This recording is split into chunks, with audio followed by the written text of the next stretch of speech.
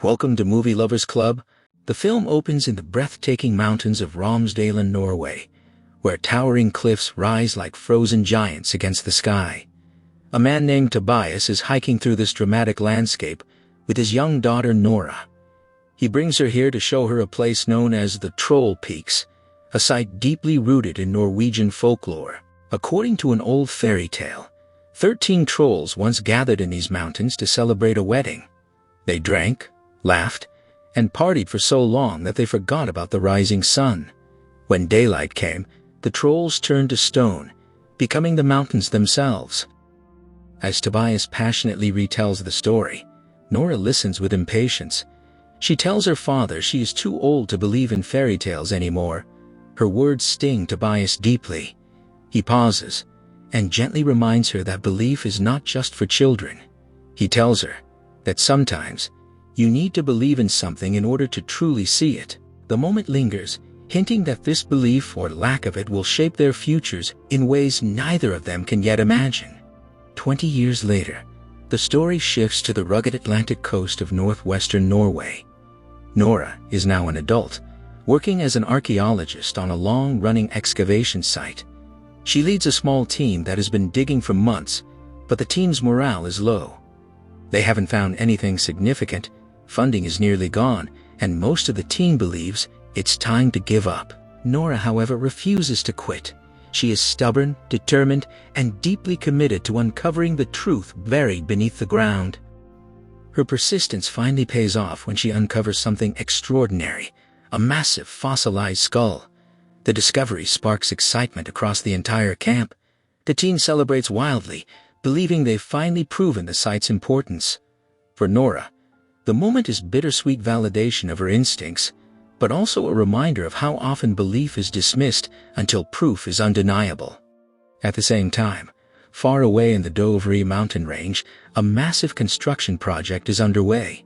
Engineers and workers are building a new railway tunnel straight through the mountains.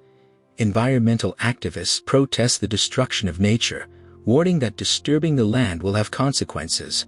Their voices, however, are ignored. When the construction crew finally sets off explosives to begin drilling the tunnel, the mountain responds in an unexpected way. A deep, unnatural roar echoes from within the earth.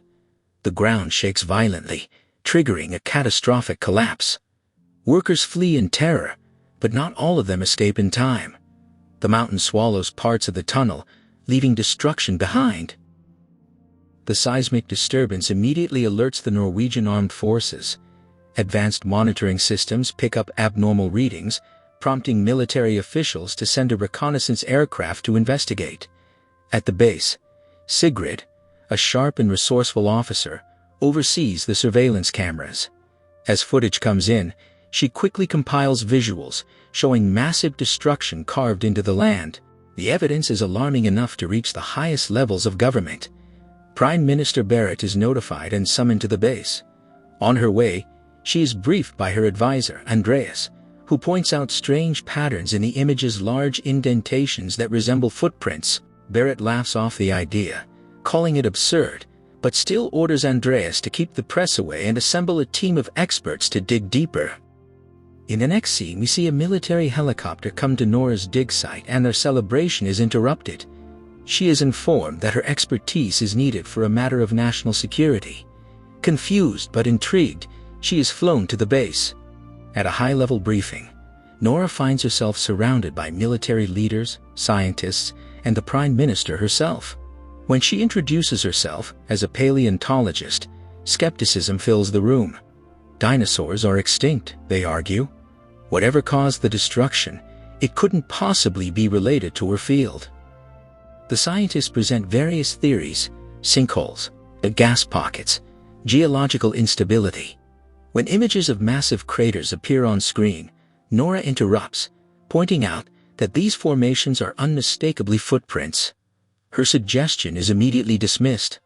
Footprints imply creatures, and creatures of that size are considered fantasy. The meeting takes a sudden turn when Sigrid interrupts with footage from an activist's phone. The video captures the explosion, the collapse, and something far more disturbing, a deep, animalistic roar. When the footage is slowed down, A towering humanoid shape can be seen moving among the falling rocks. Silence fills the room. Elsewhere, in the quiet town of Leja, an elderly couple is startled when their dog begins barking uncontrollably. Moments later, the ground shakes violently. The couple barely makes it to their basement before their home collapses around them. When the shaking stopped, they came out of the basement and found that their house was gone. Back at the base, debate erupts once more as they hear about Leja. Nora argues that whatever caused this destruction is active and dangerous, and delaying action could cost lives. Her confidence impresses Prime Minister Barrett, who appoints her as the official scientific advisor. Nora is sent to Leja with Andreas to investigate firsthand. During the flight, Andreas asks about Nora's past. She explains her lifelong fascination with nature and monsters, inspired by fairy tales she once loved. Her mother died when she was young, and her father, Tobias, became consumed by folklore and mythological studies. Over time, his grip on reality blurred, and Nora distanced herself from him. When they arrive, the damage is overwhelming. Captain Christopher, overseeing the military presence, shows them enormous tracks that lead into the mountains and suddenly vanish. Thermal scanners show nothing, only solid rock. The elderly couple recalls hearing a haunting howl, like a sad song. Nora notices a powerful, unnatural smell she calls hypernature and suspects camouflage. Realizing she needs answers beyond science, Nora takes Andreas and Christopher to see Tobias. He greets them with a gun but quickly realizes Nora is his daughter. His home is filled with chaotic research about trolls. Tobias is convinced the footage proves trolls are real. Nora dismisses him at first, but reluctantly shows him the video. Tobias claims trolls were erased during the Christianization of Norway and that fairy tales were rewritten to make them seem foolish. Against her better judgment, Nora allows him to join the investigation. At the site where the tracks disappear, Tobias notices the terrain doesn't match the maps. Suddenly, the mountain opens an eye. A colossal troll reveals itself, rising from the landscape. The team flees in terror, barely escaping with footage. The truth can no longer be denied. The military prepares an attack.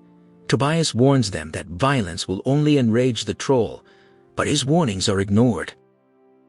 That night in Heidal, the troll emerges. Gunfire and explosions do nothing. The troll retaliates, destroying everything in its path. Tobias attempts to communicate peacefully and succeeds briefly until another attack strikes the troll, causing it to accidentally kill Tobias. Before dying, Tobias whispers, "The palace, the king, home." Nora, devastated, pores over Tobias's research. She realizes the troll is heading toward the royal palace. With Andreas's help, she uncovers the truth. The palace was built over the troll king's home. The troll is returning home. As the troll approaches Oslo, the military prepares missiles. Nora devises a desperate plan involving bells and sunlight. Bells are used to lure the troll. The troll reacts violently, but also saves a child, revealing its complexity. The world now knows about the troll. At the palace, bones beneath the structure confirm the massacre of the troll royal family centuries ago. Examining the scattered bones, Nora realizes the UV light is causing them to crack and crumble. The old legends were right. Sunlight is fatal to trolls. They had seen the creature moving during the day, but never in direct sunlight. Every time the clouds and mountain shadows had always shielded it. Nora quickly forms a plan. She calls Christopher for help. He will set up a massive UV trap while she and Andreas lure the troll into position. At the same time, the troll reaches the city. Military forces attack once more, but their weapons prove useless. With the situation spiraling, Barrett authorizes the use of missiles. Sigrid notices preparations for launch and urgently calls Andreas with a warning.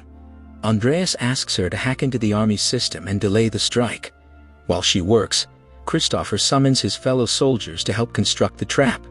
Sinding assists as well, ordering guards to mount one of the troll's skulls onto the largest truck available. Nora and Andreas will use it to draw the creature away from the palace. It takes Sigrid several tense attempts, but she finally breaches the system and halts the missile launch, buying the others precious minutes. When the troll spots the truck and the skull displayed on its back, it lets out a furious roar and charges after them, exactly as planned. Nora calls Christopher to say they're on their way, and he rallies his soldiers with a stirring speech to steady their nerves before the monster arrives. After a chaotic chase through the streets of Oslo, Nora and Andreas reach the highway only to accidentally lose the skull along the way. The troll stops to retrieve it, releasing a heartbroken groan as if mourning its children. Enraged and grieving, the troll roars in anguish. Nora feels the depth of its sorrow, the pain of being the last of its kind. The creature resumes its pursuit, bent on revenge. Nora pushes the truck to its limits, weaving through destruction as she steers them back toward the original plan. Moments later, Nora and Andreas arrive at the trap site. They draw the troll to the center as it crushes the vehicle beneath its foot. It raises its leg to strike Nora, but at that instant, soldiers activate dozens of powerful UV lights surrounding the creature. The beams scorch its stone flesh. On their monitors, Berit and the others watch as the troll slowly weakens. Christopher's soldiers begin to celebrate. But Nora cannot bear the sight of a living being suffering. She shuts off the power, stopping the UV lights. When the soldiers prepare to fire their weapons, she orders them to stand down and approaches the troll just as her father once did. Gently, she asks it to return to the safety of the mountains. The troll gazes at her, seemingly weighing her words. For a brief moment it appears ready to respond. Then the sun rises above the horizon. Under the direct sunlight, the troll begins to burn. Within moments, it crumbles into lifeless rubble, leaving nothing behind but stone and silence. As the group celebrates their hard-won victory, Andreas lightens the mood by jokingly asking what they ought to name their newly formed monument. Nora, without hesitation, declares it will be called the Tobias Boulder. Moments later, Berit arrives and warmly thanks Nora for everything she has done. Andreas then turns to the Prime Minister with a casual reminder that he has officially resigned, announcing his plans to pursue life as a writer. As he walks off with Nora, he can't help but wonder aloud whether more creatures might still be lurking somewhere. In the last scene we see far away, deep within the mountains, a pile of rocks begins to tremble. Something beneath them is waking up. Thanks for watching. Please subscribe and share your thoughts in the comments section.